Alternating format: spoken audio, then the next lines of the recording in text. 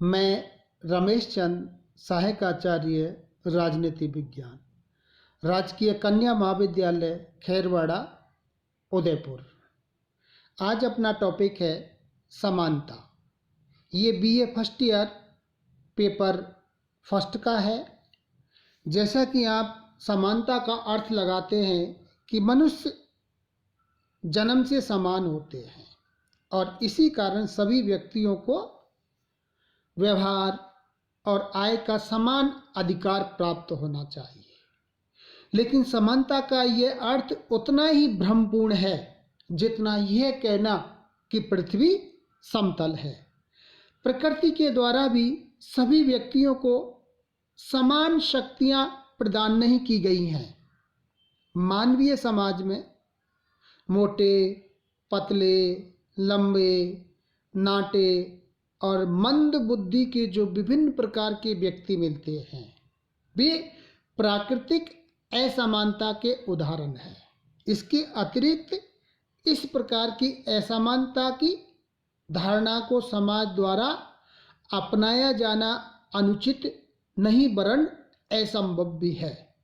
वर्तमान समाज में हम जिस प्रकार की असमानता को देखते हैं, उस असमानता के दो प्रकार हैं।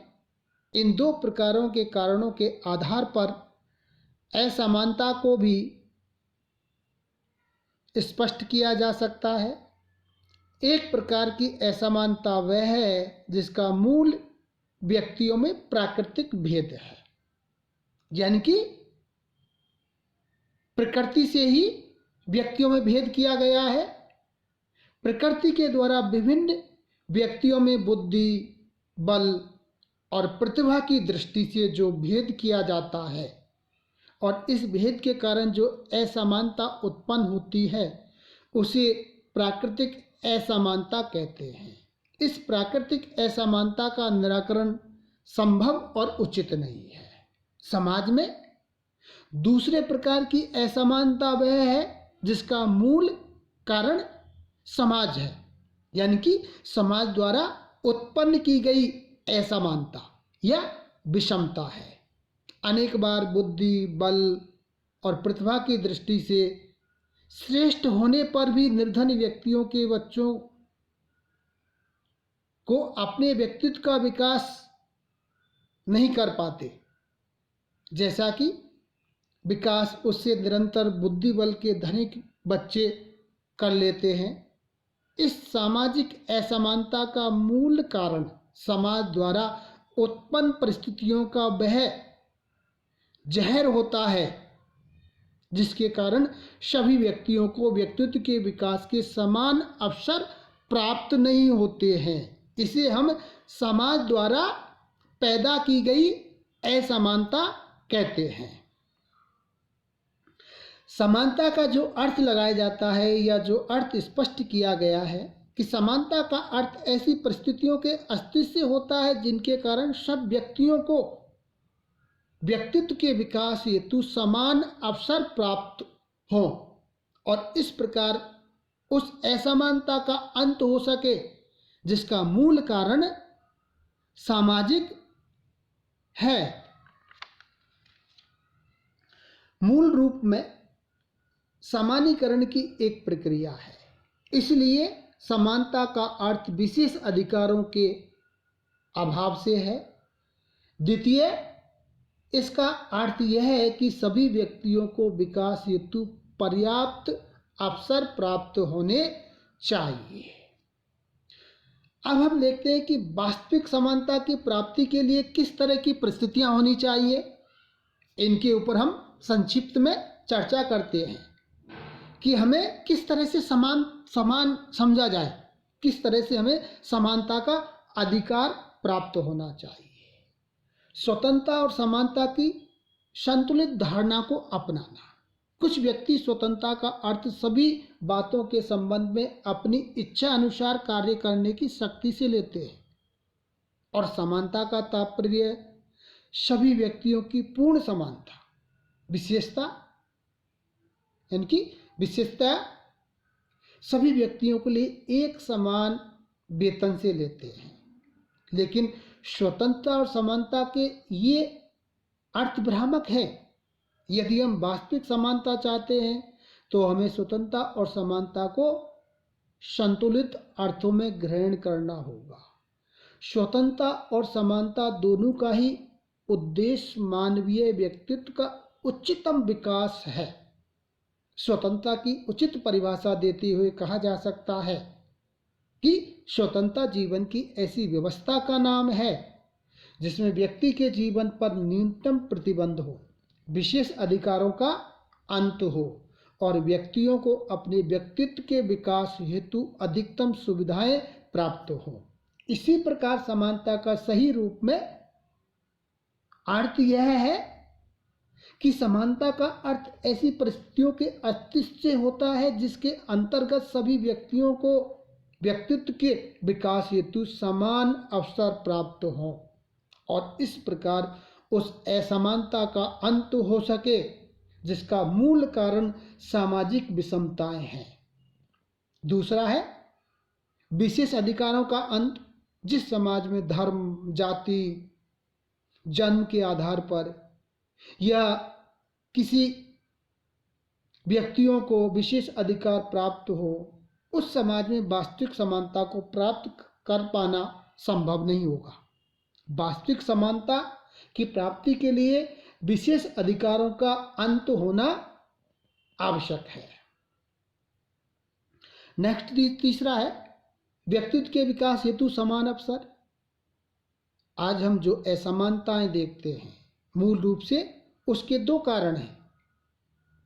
एक प्रकार का असमानता वह है जिसका मूल कारण व्यक्तियों में बुद्धि, बल, प्रतिभा का प्राकृतिक भेद, जैसे कि हमने पूर्व में इसको स्पष्ट किया था। लेकिन अधिकांश उदाहरणों में उस दूसरे प्रकार की असमानता को देखा जाता है जिसका मूल कारण समाज द्वारा उत्पन्न की गई विषमताएं हैं। नेक्स्ट है पर्याप्त सीमा तक जाति और धर्म निरपेक्ष समाज। वास्तविक समानता की प्राप्ति तभी संभव है जबकि सामाजिक जीवन में धर्म, जन्म, जाति, लिंग पर आधारित भेदों को अधिक महत्व नहीं दिया जाता हो। इसके लिए धर्मनिरपेक्ष राज्य की स्थापना ही पर्याप्त नहीं होती है। इससे आगे बढ़कर धर्म और जाति निरपेक्ष समाज की स्थापना के लिए प्रयत्न किए जाने चाहिए। नेक्स्ट है अधिकतम संभव सीमा तक आर्थिक समानता की स्थापना। वास्तविक समानता की स्थापना के लिए उपर्युक्त बातों का महत्व है, लेकिन सर्वाधिक आवश्यक बात निश्चित रूप में यही है कि अधिकतम यानी कि अधिकाधिक संभव सीमा तक आर्थिक समानता की स्थापना की जाए। अर्थ और आर्थिक स्थिति सामाजिक जीवन का बहुत अधिक महत्वपूर्ण तत्व है और जब तक आर्थिक क्षेत्र में समानता की स्थापना नहीं होती है, राजनीतिक और नागरिक समानताएं मात्र थोथी घोषणाएं बनकर रह जाएंगी। धनी व्यक्ति अपने धन के बलबूते समाज के निर्धन व्यक्तियों के जीवन पर अधिकार कर लेंगे और निर्धन व्यक्तियों के लिए समानता मात्र एक चुनावी नारा बनकर रह जाएगी। अब समानता के प्रकारों के ऊपर हम अध्ययन करेंगे। जो समानता के प्रकार बतलाए जैसे प्राकृतिक समानता, सामाजिक समानता, नागरिक समानता, राजनीतिक समानता या आर्थिक समानता, इनका हम विस्तार पूर्वक से अध्ययन करेंगे। पहला जो प्राकृतिक समानता। प्राकृतिक समानता के प्रतिपादक इस बात पर बल देते हैं कि प्रकृति ने मनुष्यों को समान बनाया है और सभी मनुष्य आधारभूत रूप में बराबर हैं, यानी कि समान हैं। सामाजिक समझौता सिद्धांत के समर्थकों ने प्राकृतिक अवस्था में मनुष्यों की समानता का विशेष रूप से उल्लेख किया है। वर्तमान समय में प्राकृतिक समानता की इस धारणा को अमान्य किया जा चुका है और इसे कोरी कल्पना योग्यता, सृजनात्मक शक्ति, समाज सेवा की भावना और संभवतः सबसे अधिक कल्पना शक्ति के एक दूसरे से मूलतः भिन्न है। नेक्स्ट है सामाजिक समानता। सामाजिक समानता का अर्थ यही है कि समाज के विशेष अधिकारों का अंत होना चाहिए और समाज के सभी व्यक्ति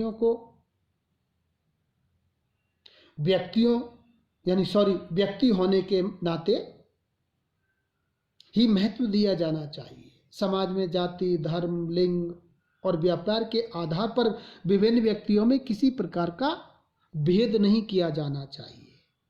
सामाजिक दृष्टिकोण से सभी व्यक्ति समान होने चाहिए और उन्हें सामाजिक उत्थान के समान अवसर प्राप्त होने चाहिए।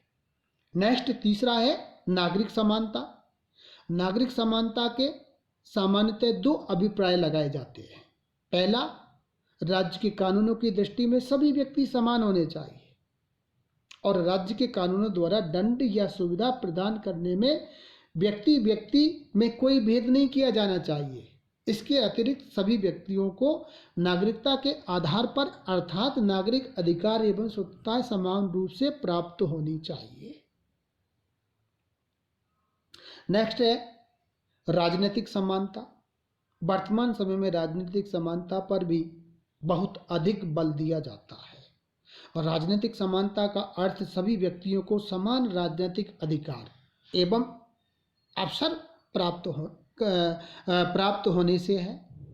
लेकिन इस संबंध में पागल, नाबालिग, घोर अपराधी व्यक्ति अपवाद कहे जा सकते हैं क्योंकि इनके द्वारा अपने मत का उचित प्रयोग नहीं किया जा सकता।